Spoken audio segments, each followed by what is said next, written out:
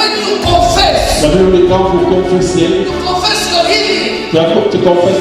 Because your lips can build your life. Every morning when you wake up, Chaque matin quand tu te you réveilles, go to the mirror. tu vas vers You need to stand firm in your faith, even when the situation is still the same. Because he will make the promise. parce que celui qui a fait la promesse. It's faith. So you demonstrate faith, you cannot resist God. Remember only faith makes God happy. God bless you. Bonjour, bienvenue sur le temps de la foi. Notre nouvelle émission que nous allons présenter là où nous allons partager la parole de Dieu avec vous. Je suis le pasteur Gilles Kalfando, pasteur de l'église La Foi Agissante à Dublin, en Irlande, et aussi ici à Kinshasa. Que Dieu vous bénisse pour que Dieu vous bénisse pour le temps que vous allez accorder à la parole de Dieu. La Bible dit, l'homme ne vivra pas de pain seulement, mais de toute parole qui sort de la bouche de l'Éternel. La foi est l'une des missions que Dieu m'a confiées, l'un des messages que Dieu m'a confiés, et j'aimerais bien commencer à communiquer avec vous sur la foi. Sans la foi, il est impossible de plaire à Dieu. Dans toutes mes vidéos, je dis toujours, il n'y a qu'une seule chose qui plaît à Dieu, c'est la foi. Nous allons lire une histoire, quelque chose qui s'est passé dans la Bible, dans le livre de Marc chapitre 4. C'est là que nous allons commencer, Marc chapitre 4. Je lis à partir du verset 35. Marc chapitre 4, à partir du verset 35. La Bible dit, « Ce même jour, sur le soir, Jésus leur dit, « Passons à l'autre bord. » Après avoir renvoyé la foule, ils l'embarquèrent dans la barque où il se trouvait. Il y avait aussi d'autres barques avec lui. Il s'éleva une grande tempête et les flots se jetaient dans la barque au point qu'elle se remplissait déjà. Et lui, il dormait à la poupe sur le coussin. Ils le réveillèrent et lui dirent, « Maître, ne t'inquiètes-tu pas de ce que nous périssons ?» Il s'étant réveillé, il menaça le vent et dit à la mer, « Silence, tais-toi !» Et le vent cessa. Et il y eut un grand calme. Puis il leur dit, « Pourquoi avez-vous peur? Comment n'avez-vous point de foi? » Ils furent saisis d'une grande crainte et ils se dirent les uns aux autres, « Quel est donc celui-ci à qui obéissent même le vent et la mer? » Seigneur, merci pour ce temps. Je prie pour ceux qui vont écouter cette parole. Laisse que ta grâce, Seigneur, soit sur leur vie et que ce temps, Seigneur, puisse être un temps bénéfique pour leur esprit, leurs âmes et leur corps. Je bénis ton nom, Seigneur, au nom de Jésus-Christ. Amen et Amen. La Bible dit, Jésus dit à ses disciples, passons de l'autre côté de la mer. Et pendant qu'ils traversaient la mer, à un point donné, Jésus dormait, la Bible dit sur le coussin, et pendant qu'il dormait, il y eut une très grande tempête. Nous parlons de la foi. La leçon de la foi, on ne peut jamais être fatigué de parler de la foi. La Bible dit, le juste vivra par sa foi. Mon juste vivra par la foi. Mais s'il abandonne, mon âme ne prend plus plaisir à lui. C'est-à-dire, nous devons parler de la foi encore et encore et encore. La Bible dit, mon juste, ce n'est pas le juste. Parce que dans le Nouveau Testament, dans Hébreu, Paul a interprété le même verset en disant, le juste vivra par la foi. Mais l'origine de ce verset dit, dans Habakkuk, mon juste vivra non pas par la foi, mais par sa foi. C'est comme le travailleur vit par son salaire. La grandeur ou le montant de ton salaire ou la grandeur de ton salaire déterminera la grandeur de ta vie. C'est-à-dire, si tu as un bon salaire, ta vie sera différente de celui qui n'a pas un bon salaire. Bien sûr, ça dépend aussi de la sagesse quand on parle du salaire. Mais par la foi, la Bible dit, Dieu dit, mon juste vivra par sa foi. Pas par la foi de quelqu'un d'autre. La foi de ton pasteur peut booster le miracle. La foi de ton pasteur peut créer le miracle. Mais si tu n'exhibes pas ta propre foi, tu vas t'enfoncer. Tu ne peux pas survivre avec la foi de quelqu'un. Tu ne peux pas survivre avec la foi d'ensemble. Parce que quand les gens viennent ensemble dans l'église ou dans une réunion spirituelle, dans une réunion de prière, et l'atmosphère peut être chargée de la présence de Dieu, la foi de celui-ci, la foi de celui-là, tout vient ensemble et ça produit le miracle. Et tu peux même recevoir un miracle de Dieu à partir de la foi d'ensemble. Mais pour que ce miracle, pour que cette guérison continue à vivre, à produire dans ta vie, ou pour que cette guérison soit permanente dans votre vie, vous devez exhiber votre propre foi. Parce que les biens spirituels que nous recevons de Dieu peuvent être volés par le diable. C'est pourquoi Jésus dit dans l'Apocalypse, il dit à Jean, ce que tu as, retiens ça fort. Pourquoi? Parce que si tu ne tiens pas fort, ça peut évaporer. Le diable peut tirer de l'autre côté du fil. Et vous perdez ce que vous avez eu. C'est pourquoi vous avez vraiment intérêt à faire croître la foi dans votre vie. Nous connaissons que la Bible dit, la foi c'est une ferme assurance. La foi ce n'est pas une assurance. La foi c'est une ferme assurance. La foi ce n'est pas une assurance. La foi c'est une ferme assurance. C'est-à-dire, c'est une assurance qui ne bouge pas. C'est une assurance qui ne tremble pas. Quand bien même les choses tremblent, quand bien même la situation ne change pas, mais la foi, elle, c'est une assurance qui ne change pas. Beaucoup de gens ont la foi, déterminent la foi ou exhibent la foi comme étant une assurance. Mais la Bible dit la foi est une ferme assurance. Ce n'est pas une assurance, c'est une ferme assurance. Ça c'est un mur. Mais il y a des murs que si tu bouges, si tu bouscules, ça peut tomber. Mais il y a des murs où ça coûte un char de combat ou sinon la présence d'un ange pour faire tomber ce mur. Le mur comme le mur de Jéricho, ça a coûté l'ange de l'Éternel pour que ce mur-là tombe, pour que cette forteresse-là tombe. C'est la même chose. La Bible dit, la foi est une ferme assurance des choses qu'on espère.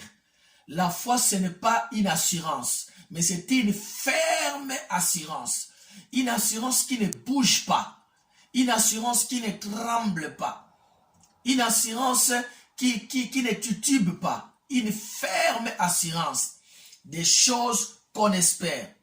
Nous avons beaucoup à dire par rapport à ce sujet. Mais aujourd'hui, si tu continues à suivre ces messages, ta foi va se réveiller. Ta foi va exploser. Et les choses qui te retiennent vont s'enfuir d'elles-mêmes à cause de la foi. La Bible dit, Jésus dit à ses disciples, passons de l'autre côté, allons de l'autre côté. Et lorsqu'ils sont entrés dans la barque, Jésus s'endormit. Pourquoi? Ça, c'est encore comme un paradoxe. Ça, c'est encore comme un mystère. Dieu ne dort pas, mais Dieu a dormi. Pourquoi? Il était dans la chair. Pendant qu'il s'endormait, la Bible dit que la tempête se leva. Écoute, la tempête n'a pas peur. Même quand nous chantons, nous crions, nous disons que Jésus-Christ est en moi. Jésus-Christ vit en moi. Jésus était dans cette barque et la tempête était venue. La tempête n'a pas peur que tu as Christ en toi. Parce que la tempête est venue dans la barque malgré la présence de Jésus. C'est pour dire, ne t'étonne pas. Vous êtes un enfant de Dieu, vous gênez, vous priez, mais il y a des problèmes qui vous attaquent. Les problèmes, non. Quand Jésus a gêné pendant 40 jours et 40 nuits, la première personne qui s'est présentée, c'était le diable. Ce n'était pas l'ange de l'Éternel. C'est le diable qui est venu en premier pour combattre, pour essayer de plier Jésus. Mais gloire soit rendue à Dieu parce que le diable a oublié qu'il faisait face à Dieu lui-même. L'invincible Dieu. Le Dieu qu'on ne peut pas vaincre, qu'on ne peut pas dompter. Le Dieu qu'on ne peut pas contrôler. Le Dieu que nous servons. Jésus-Christ de Nazareth. Tu peux t'étonner, ou vous pouvez vous étonner, dire mais je prie, je gêne. Écoute, n'abandonne pas.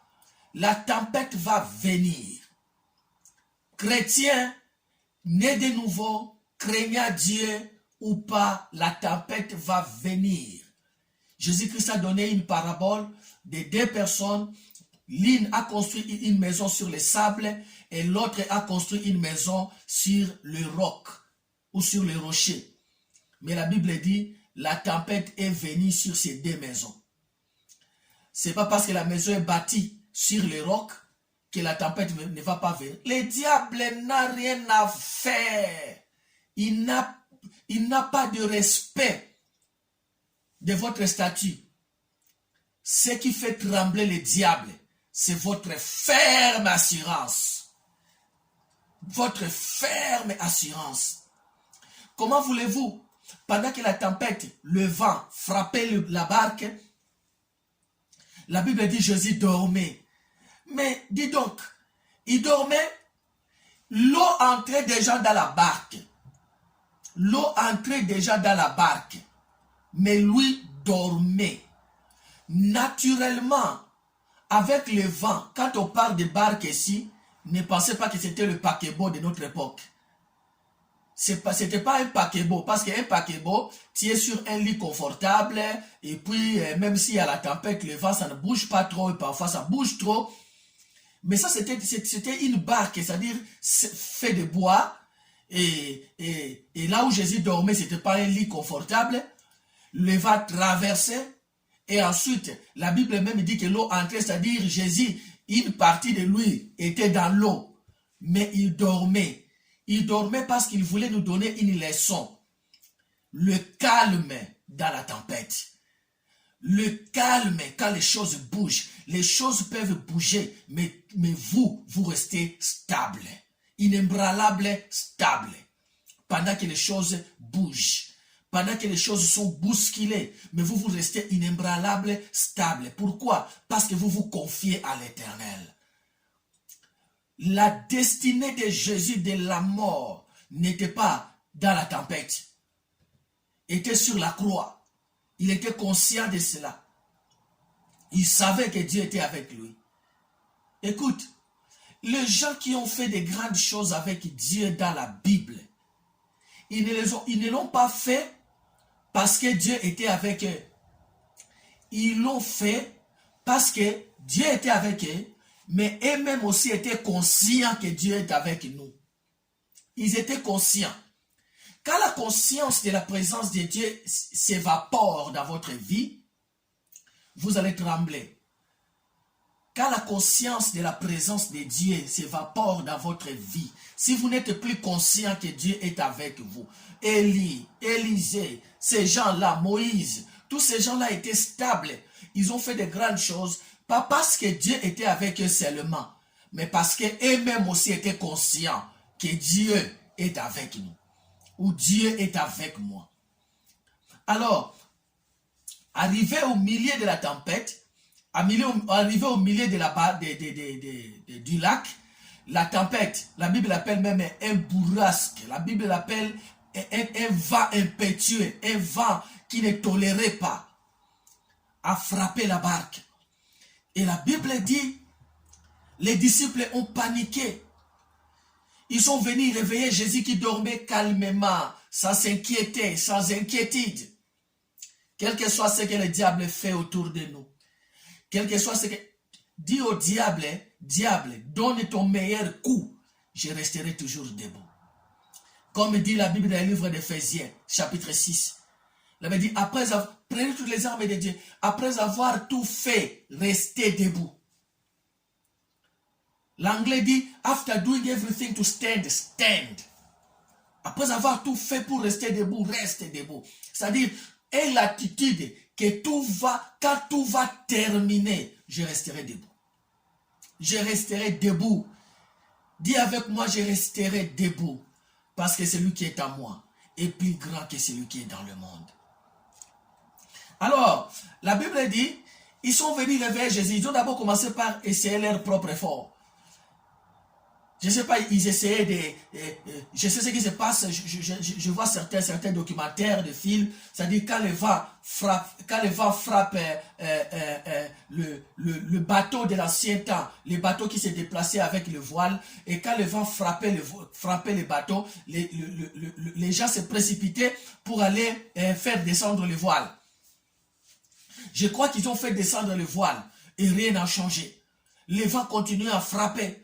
Écoute, la force de l'homme ne donne pas solution aux problèmes spirituels. La force de l'homme ne donne pas solution aux problèmes spirituels. L'intelligence de l'homme ne donne pas solution aux problèmes spirituels. C'est pourquoi Paul dit, nous parlons des choses spirituelles aux spirituels. Les spirituels n'écoutent que les spirituels. C'est pourquoi comme notre combat vient d'une source spirituelle, vient des ennemis spirituels.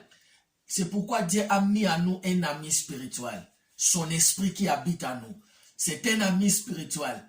Pour gagner un combat contre les adversaires spirituels, vous devez avoir un complice spirituel qui voit et comprend ce que l'ennemi complote contre vous.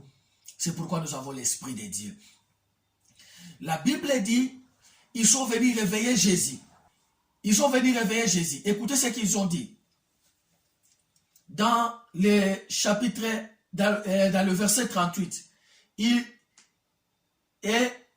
il dormait à la pourpre sur le coussin et ils les réveillèrent et lui dirent, Maître, ne t'inquiètes-tu pas de ce que nous périssons? Ils ont commencé, ils ont amené leur panique et ils ont voulu déverser ça sur Jésus. Écoute, si les choses se compliquent dans votre vie, ne te déchaîne pas sur les autres. Parce qu'ils ont amené, ils se sont déchaînés sur Jésus en disant, Seigneur, tu ne t'inquiètes pas que nous périssons. D'abord, qui les a dit qu'ils vont périr? La vie et la mort sont au pouvoir de la langue. La vie et la mort sont au pouvoir de la langue. Un jour, nous allons parler des choses profondes, des choses spirituelles, des racines compliquées, des choses que l'œil de l'homme ne peut pas comprendre. Parfois, quand nous disons ce sont des choses spirituelles, nous pensons que c'est simple. Les choses spirituelles, c'est spirituel. Comment voulez-vous quelqu'un qui est allé au lit sans problème et se réveille le matin avec une marque sur son pied? Laissons ça pour le moment. Ils sont venus réveiller Jésus en voulant transmettre leur panique à Jésus qui dormait calmement. Seigneur, ne t'inquiètes-tu pas que nous périssons? Jésus s'est réveillé. Et quand il s'est réveillé, dans le verset 39, la Bible dit, s'étant réveillé, il menaça le vent et dit à la mer, silence, tais-toi. Et le vent cessa et il y eut un grand calme. Donc, la chose qu'il fallait s'attaquer, ou la chose qu'il fallait attaquer, ce n'était pas Jésus, c'était le vent. Ce n'était pas Jésus, c'était le vent. Parfois, nous ciblons les hommes, et les hommes ne sont pas la source. La source, c'est le diable. La source, c'est le vent. Ce n'est pas Jésus. Parfois, les gens s'étonnent. C'est ça, en fait, ce qui fait la différence entre des chrétiens. La différence entre des chrétiens, ce n'est pas la grandeur de leur Bible. La différence entre des chrétiens, ce n'est pas leur attitude à l'église. La différence entre des chrétiens, ce n'est pas même la grandeur de leur église. La différence entre des chrétiens, ce n'est même pas le temps, le moment qu'ils passent en prière. La différence entre deux chrétiens, c'est la connaissance. La différence entre deux chrétiens, c'est la connaissance. Celui qui connaît, la Bible dit le peuple qui connaît son Dieu. Ce n'est pas le peuple qui invoque son Dieu. Ce n'est pas le peuple qui a une grande Bible. C'est le peuple qui connaît son Dieu. Le peuple qui connaît son Dieu, c'est le peuple qui va s'élever. Et dans certaines situations, le peuple qui connaît son Dieu, c'est le peuple qui sera calme. La Bible dit c'est dans le calme et dans le retour à l'Éternel que viendra votre salut.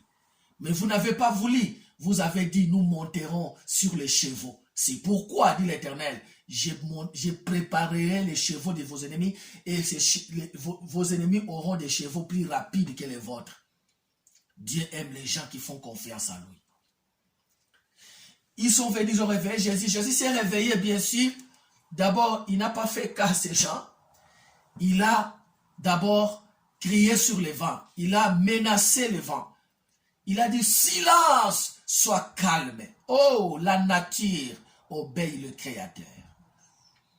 Le vent n'avait pas un problème. Ce n'était pas le vent qui voulait à la vie de Jésus. Ce n'était pas le vent qui voulait à la vie des disciples.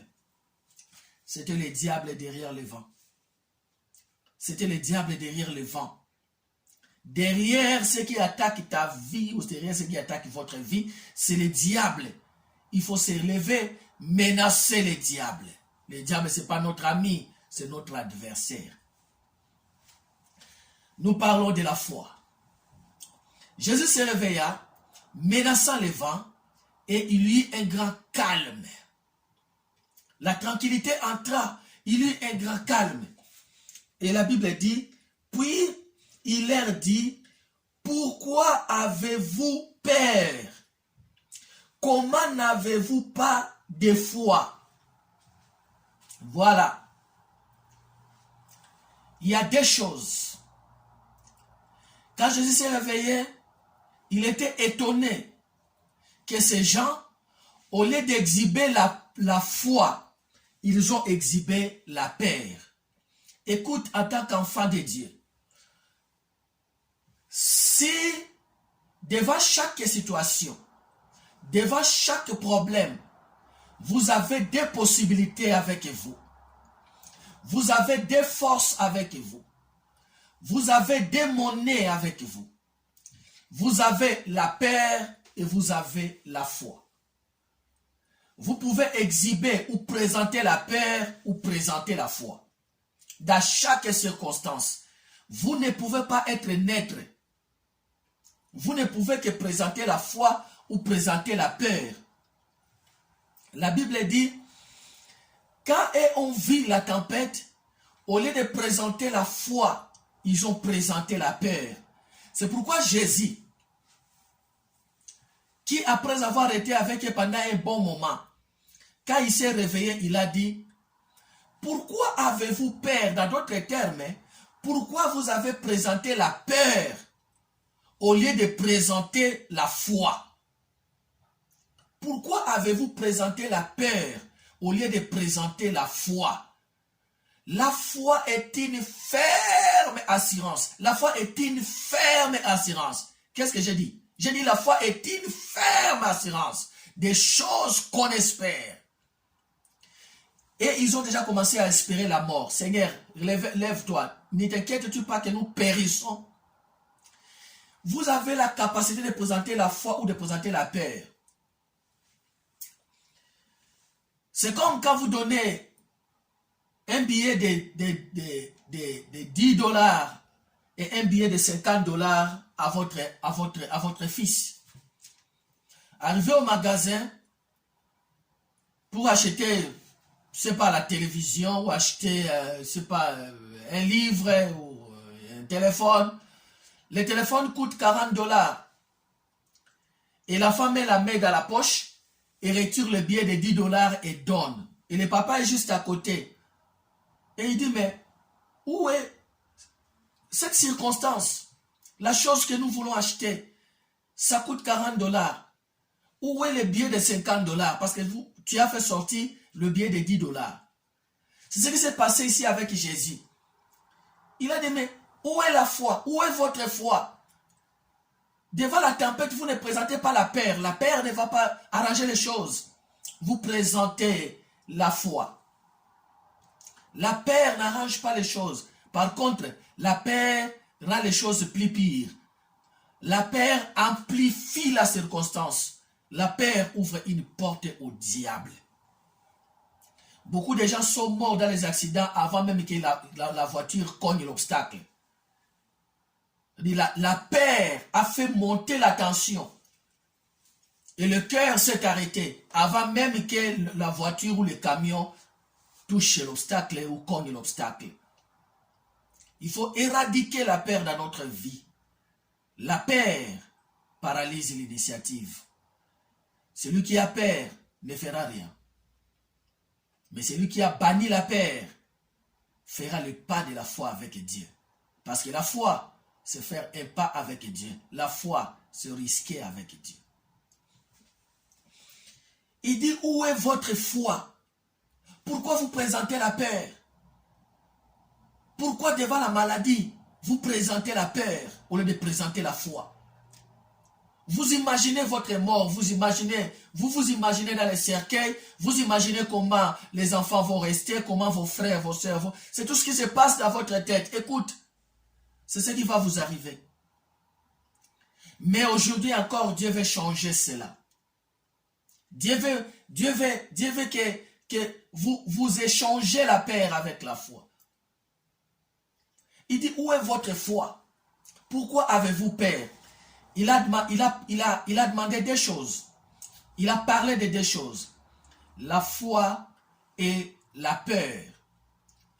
La foi et la peur. Ce que vous présentez, c'est ce que vous aurez. C'est ce qui va produire dans votre vie. Vous présentez la foi va produire. Vous présentez la peur va produire. Nous allons nous arrêter aujourd'hui ici. Nous allons continuer la prochaine fois. Que Dieu vous bénisse. Souvenez-vous d'une chose. Ce que nous faisons, la parole de Dieu que nous partageons, bien-aimés dans le Seigneur, ça ne va pas vous profiter si vous n'êtes pas enfant de Dieu. Vous n'êtes pas enfant de Dieu parce que vous allez à l'église. Vous êtes enfant de Dieu parce que vous avez donné votre vie à Jésus. Parce que vous avez fait la prière de Romains chapitre 10, verset 9, où vous avez invité Jésus dans votre vie. Si vous voulez profiter des bénéfices, des avantages du royaume de Dieu, vous devez donner votre vie à Jésus. Vous devez donner votre vie à Jésus. Ne laissez pas le diable vous mentir. Il vous montre le bonheur actuel, mais il cache la torture éternelle en enfer après ceci. C'est le temps. Il y a des gens qui sont nés à l'église. Le papa est chrétien, maman est chrétienne, né à l'église, grandi à l'église, il commence à chanter à la chorale sans donner la vie à Jésus. Vous irez en enfer. Il faut donner la vie à Jésus. Si vous êtes prêt à donner la vie à Jésus, priez avec moi. Seigneur Jésus, je reconnais que je suis pécheur. Je viens devant vous. Je crois de tout mon cœur que tu es le Fils de Dieu. Tu étais mort et tu étais ressuscité. Pardonne mes péchés. Purifie-moi par ton sang. Viens dans ma vie et sois mon Seigneur et mon Sauveur. Bien-aimés, si vous avez fait cette prière, vous êtes né de nouveau maintenant. Cherchez une église basée sur la Bible. Suivez les enseignements, grandissez. Que Dieu vous bénisse. Et que la foi vous fait plaisir.